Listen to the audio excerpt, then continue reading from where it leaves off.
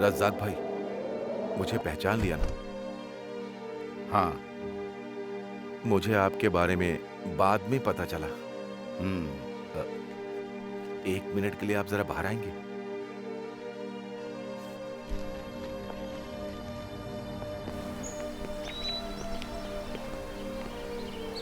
उस दिन मैंने आपसे झूठ बोला था, मैं सब जानता हूँ। मुझे भी लगा था। अश्वथी मुझसे मिलने आई थी एक दिन। ये देखिए, ये अखबार देखिए, एक भारतीय नौकरानी सोना और पैसा लेकर फरार। जब से मैंने पढ़ा है मैं भी हैरान हूँ। इसके लिए मुझे दोषी ठहराया तो मैं भी गया। क्या तुम इस लड़की को नहीं जानते हो? तुम्हें क्या लगता है ये ऐसा कर सकती है? कोई फर्क नहीं पड़ता कि कोई क्या सोचता है, उस पर चोरी का आरोप है बस। मैंने तुमसे उस दिन कहा था ना, घर से निकल के अब्बू की दुकान तक आने के लिए, और फिर इसने क्या किया? अब्बू दोपहर तक इंतजार करता रहा लेकिन ये नहीं आई। 2 दिन हो चुके, पता नहीं 2 दिन में ये कहां कहां भटकी होगी। अगर मैं इसका साथ दूंगा तो मैं भी मुश्किल में पड़ जाऊंगा इस शहर में। तुम्हें जो बोलना था बोल चुके हो। मुझे इसे यहाँ छोड़ने के लिए कहा गया था, मैं इसे यहाँ छोड़ रहा हूँ। अब तुम जो चाहो करो। मेरी बात सुनो, मैं 10 साल से सऊदी अरब में हूँ। ऊंची आवाज में बात मत करो, अपने पास ही रखो। मेरे सामने अपनी होशियारी मत दिखाओ। पहले इसके साथ जो करना था वो कर लिया, मेरे ऊपर डाल रहे हो। अगर तुम इससे ऊब चुके हो तो किसी और को दे दो इसे। क्या कहा तूने?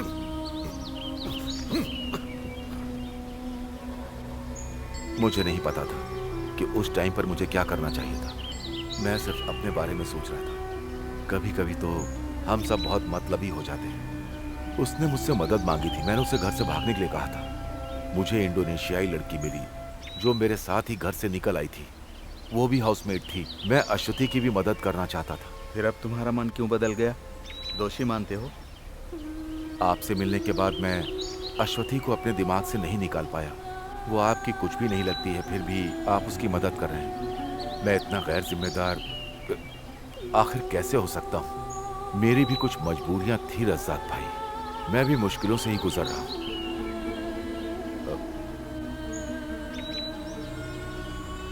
मुझे खुशी है कि आप जैसा कोई अच्छा इंसान सऊदी में है। मैं चाहता हूं कि आप उसे ढूंढें और उसकी मदद करें।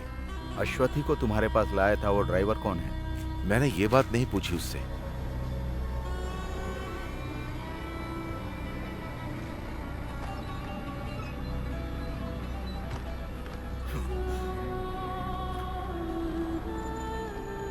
इसी आदमी ने तुम्हारी हेल्प करने के लिए कहा था ना?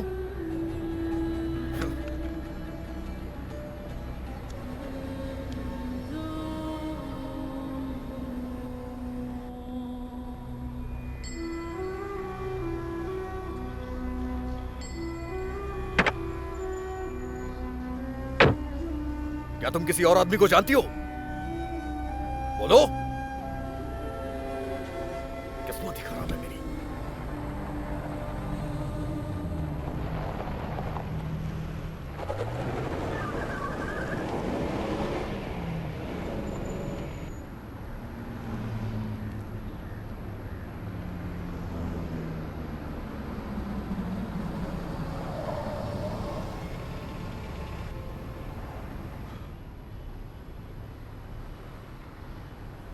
नीचे उतरो, तुम्हें यहां से सवारी मिल जाएगी। फिर तुम्हें जहां जाना है वहां चली जाओ। बस मेरा पीछा छोड़ो। मैं अब तुम्हारी हेल्प नहीं कर सकता।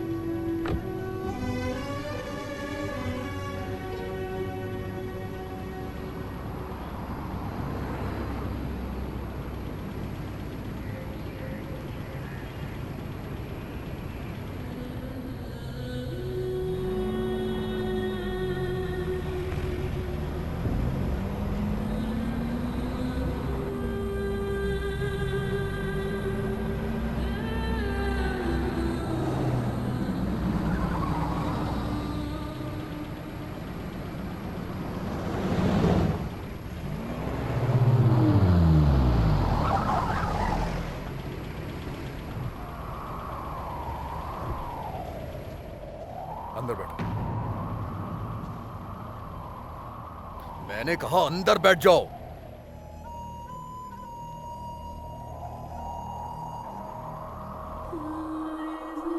आप चले जाइए। क्या कहा? बशीर ने अपनी जान जोखिम में डाल के तुम्हें बचाया है। मैं उसे तुम्हारे बारे में क्या कहूंगा कि मैंने तुम्हें बीच रास्ते में छोड़ दिया? अंदर बैठो।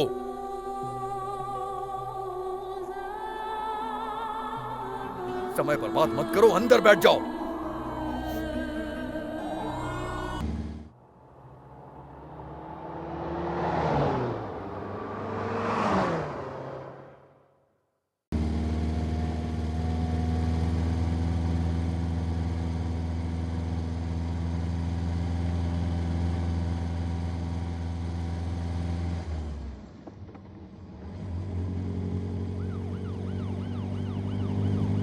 सीट के नीचे छुप जाओ। पुलिस की गाड़ी आ रही है, नीचे छुप जाओ। फालतू में सवाल जवाब करेंगे। अगर वो पहचान गए तो जेल हो जाएगी। यहाँ का कानून तुम्हें पता है ना? वो लोग चले गए।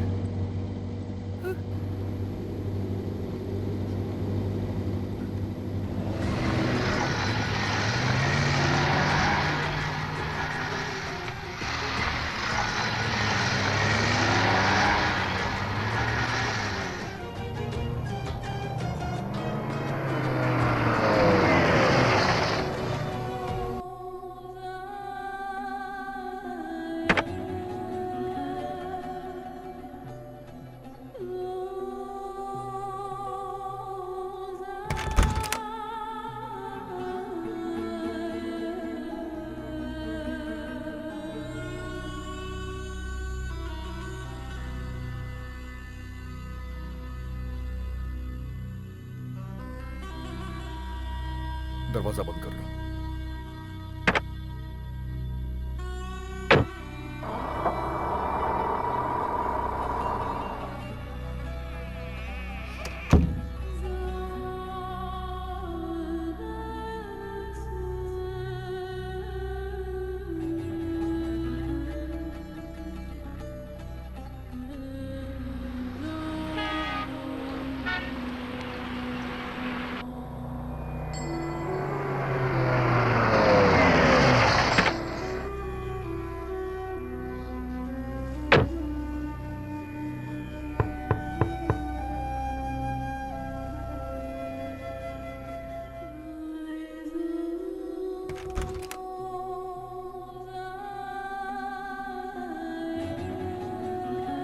तुम्हारे कपड़े गंदे हो गए, बदल लेंगे।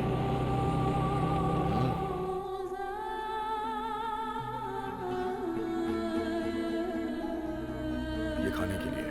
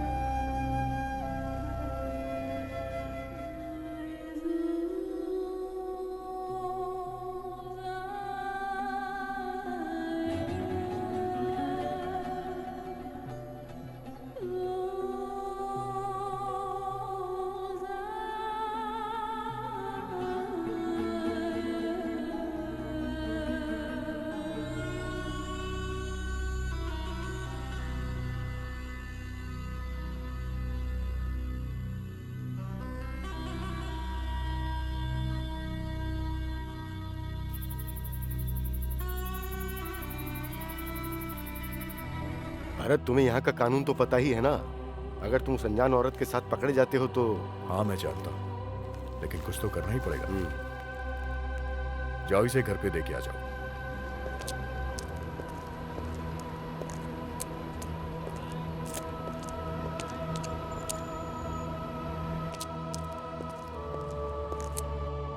मैंने उस लड़की को नहीं देखा, लेकिन मुनीर बोल रहा था कि वो बहुत मासूम है।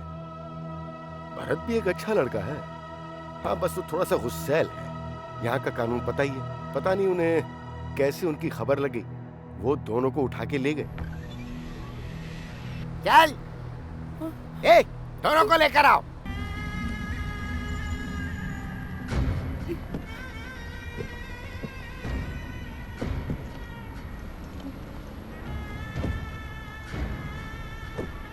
इतना टाइम नहीं है, चलो बैठो अंदर।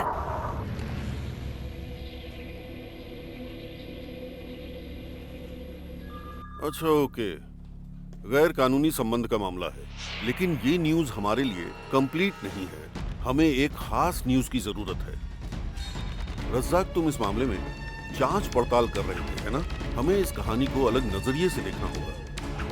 तुम्हें जेल जाकर उस महिला से बात करनी चाहिए और फिर उस उस्मान और स्पॉन्सर से बात करो। एक बात समझ लो, हमें इन सब का लाइव स्केच बनाना है।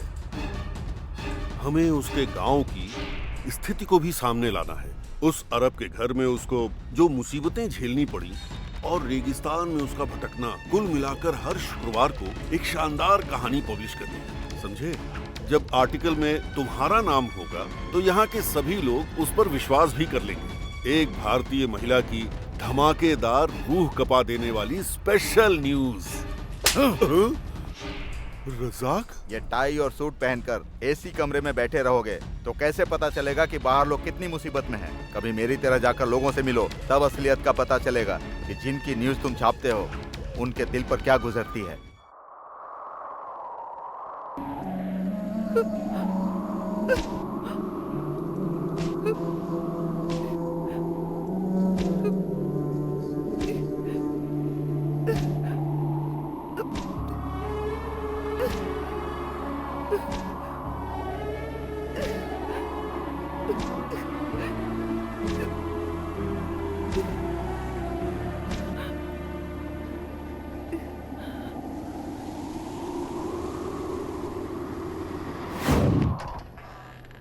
चल इधर आ।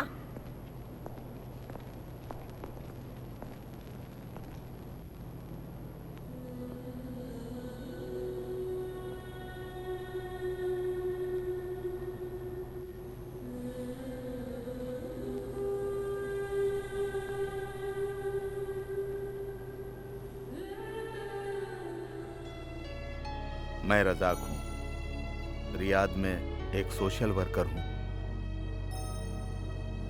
मुझे सब पता है कि तुम उस परिवार से कैसे बच निकली और यहाँ तक कैसे पहुँच गई। यहाँ का कानून बहुत सख्त होता है, इसीलिए सजा तो भोगनी पड़ेगी। स्पॉन्सर ने तुम्हारे खिलाफ जो केस किया है उसके लिए अब तुम्हें दंडित नहीं किया जाएगा। मैंने तुम्हारी माँ से फोन पर बात की है। फिक्र मत करो, मैंने उन्हें बता दिया कि तुम यहाँ हो। मैंने उनसे बहाना बना दिया कि तुम उनसे बात नहीं करना चाहती। उनको विश्वास हुआ कि नहीं, पता नहीं। सजा खत्म होने पर तुम घर जा सकती हो। तब तक हिम्मत रखना, सब कुछ ठीक हो जाएगा।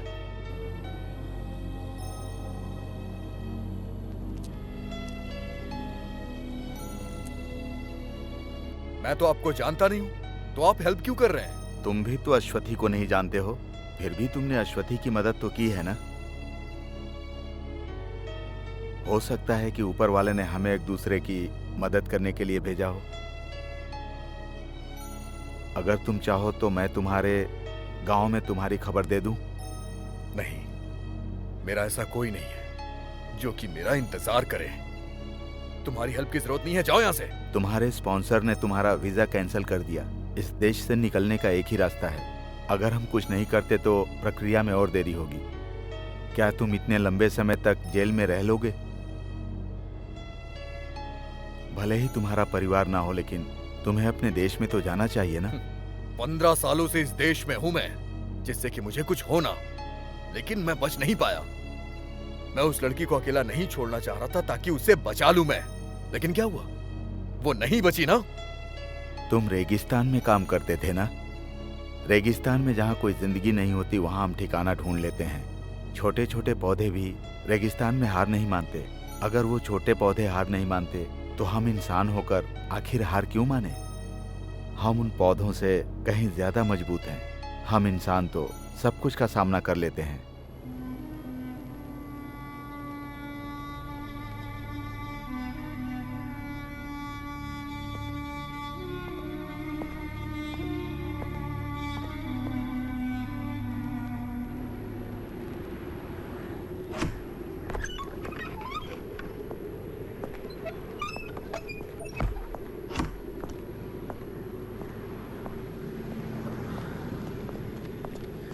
तुमने ये क्या कर दिया रजाक भाई? क्या हुआ? तुम रोज रोज एम्बेसी जाते हो। मैंने तुम्हें कितनी बार पासपोर्ट के रिन्यूअल के लिए कहा, लेकिन तुम कोई न कोई बहाना बनाकर हमेशा देरी कर देते हो। हमेशा दूसरों की चिंता में लगे रहते हो, अपने बारे में सोचते ही नहीं हो। आज गुरुवार है, कल शुक्रवार है, दोनों दिन छुट्टी होती है। मुझे अपना पासपोर्ट रिन्यू कराने की क्या जरूरत है? मुझे अभी तुम्हारे घर से फोन आया जब तुम अंदर थे। आखिर बात क्या है? तुम्हारी अम्मी अब नहीं रही रजाक।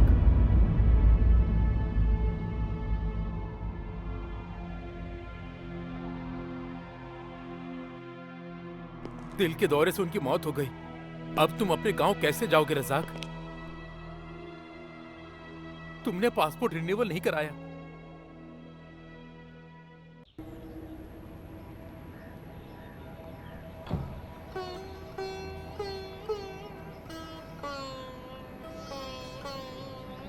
रजाक भाई,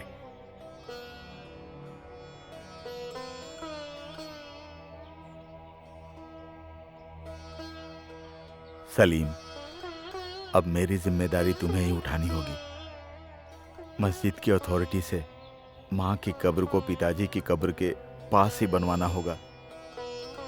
माँ की यही इच्छा थी कि मैं ऐसा ही करूं। चलो चलते हैं।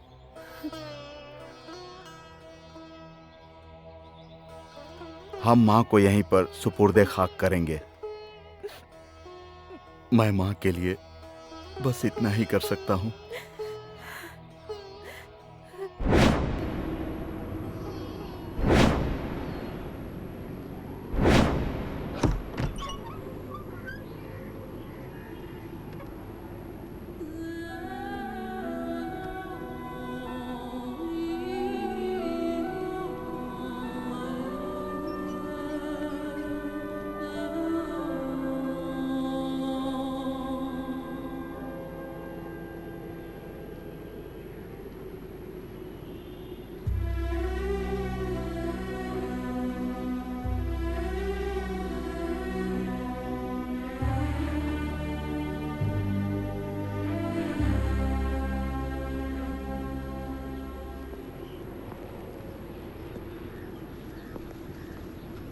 ये टिकट और पासपोर्ट।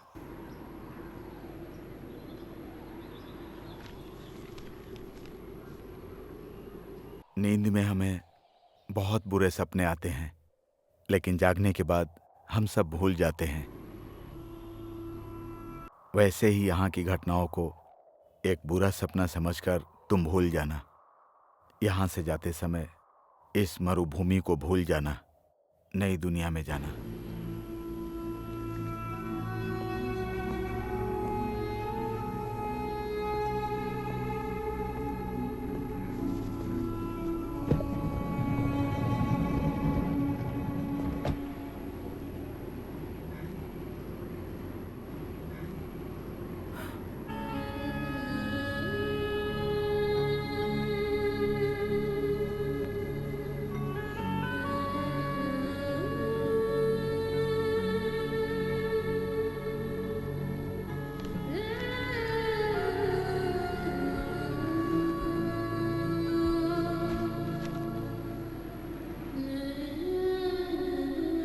तुम दोनों ने जितनी मुसीबतें उठाई, उसका आज अंतिम दिन था।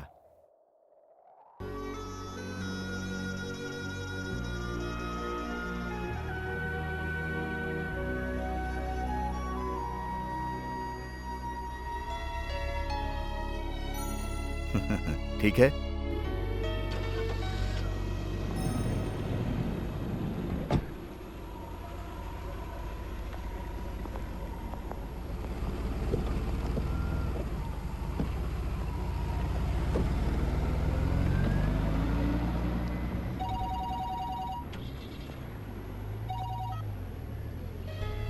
हेलो, हाँ बोल रहा हूँ। कौन सा? कौन से हॉस्पिटल में? हाँ मैं तुरंत पहुंच रहा हूँ।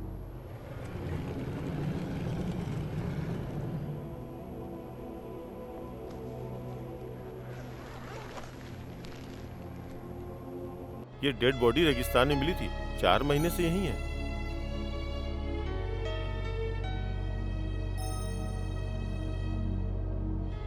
नहीं, मैं नहीं जानता। मैंने इस इंसान को पहले कभी नहीं देखा।